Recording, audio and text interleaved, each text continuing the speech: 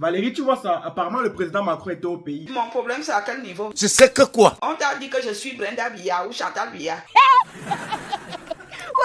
Alors, cette visite d'Emmanuel Macron au Cameroun, je voulais absolument vous en parler. Ah bon? Et tu voulais nous dire quoi à ce sujet? Vous en avez peut-être entendu parler, il y a un document qui circule sur les réseaux sociaux. Un document. Et le document là dit quoi? Ce document montrerait que des personnes parmi celles qui étaient présentes dans la foule en liesse auraient été payées. Attends, tu blagues ou quoi? Donc tu veux nous dire que les gens qu'on a vu créer Applaudis ont été payés pour ça? Ce document montrerait un budget total de 10 millions de francs CFA pour réunir une foule en liesse en vue de l'arrivée d'Emmanuel Macron.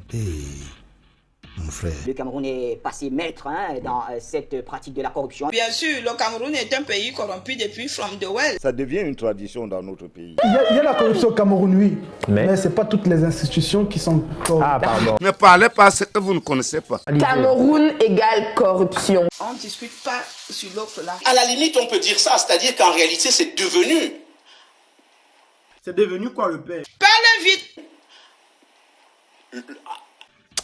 Bref, continuons. La corruption a vidé le Cameroun de sa crédibilité internationale. C'est un pays vraiment corrompu Et que Valérie, donc tu as été victime. depuis from the well. Faut nous raconter un peu ça. Moi, je me souviens quand je suis partie en Kondangui pour me marier et je voulais me marier d'urgence pour que je rencontre l'adjoint au maire ou monsieur le maire de la mairie. On m'a demandé 50 000. Ah bon? Quand tu veux rencontrer peut-être un directeur, on te demande qu'il faut d'abord donner quelque chose. Ouais. Pour que tu dois réussir au concours, il faut donner tant. Ouais.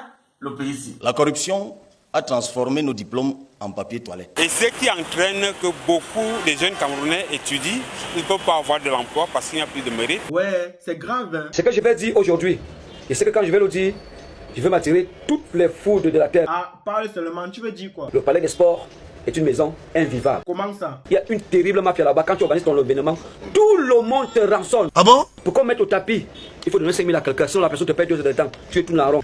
Pour qu'on ouvre les portes, il faut donner l'argent. Pour qu'on te mette la clim, il faut qu'on donne l'argent. Le pauvre. Mais qu'est-ce qui explique qu'il y ait autant de corruption au Cameroun? Qu'est-ce qui peut expliquer que la corruption soit autant ancrée dans nos mœurs? Je ne sais pas. Un SMIC de 30 000 francs. Vous voulez qu'un fonctionnaire ne soit pas corrompu, pourquoi? Il y a un foirage qui n'a pas de nom. C'est comme vivre un enfer. Si les gens vous disent pas, on souffre.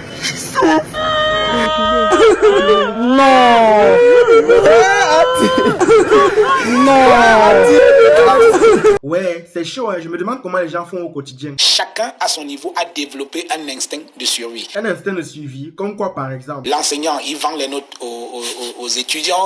Les journalistes, ils sont corrompus. Le policier, il braque les chauffeurs de taxi dans la route. C'est pas vrai. Il se transforme en collecteur d'impôts au lieu d'être des agents de force de l'ordre. Au lieu de donner le whisky du chef, tu pars. Tu viens me donner 500. On a l'impression que l'éthique et la morale ont foutu le camp. Peut-être que si les benguistes envoyaient davantage d'argent au Cameroun avec l'application TapTapSend, ça allait diminuer la galère, hein. Placement de produits. Papa, tu es fort.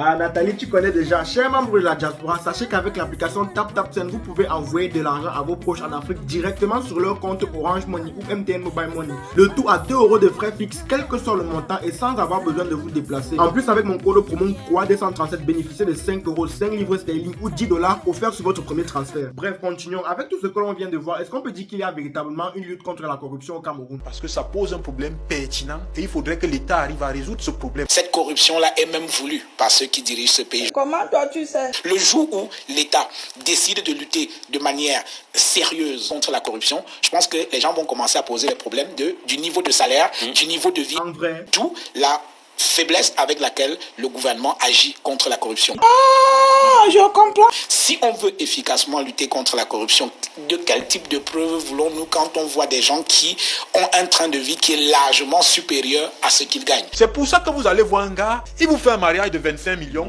il a 3 RAV4, alors qu'on sait que son salaire n'atteint pas 200 000. Vraiment de Dieu, il y a des choses compliquées dans ce pays. On est dans quel pays? On est où? Mais on doit créer des institutions qui auront pour but de lutter contre ces dérives, non? On a plusieurs institutions qui combattent la corruption. On ne les compte plus. Ah bon? Des commissions anticorruption dans les ministères en passant par la NIF, la CONAC. Et la CONAC, elle voit, elle ne fait rien. Quels sont les moyens dont dispose la CONAC pour lutter contre la corruption? Je m'interroge. Ces moyens sont inexistants. Il faudrait que la CONAC soit en mesure d'ester devant les juridictions. Ça, c'est clair. Seul ce pouvoir aujourd'hui revient au chef de l'État. Nous sommes tous responsables de cette corruption. La lutte contre la corruption est une œuvre collective. La lutte contre la corruption n'est pas exclusive.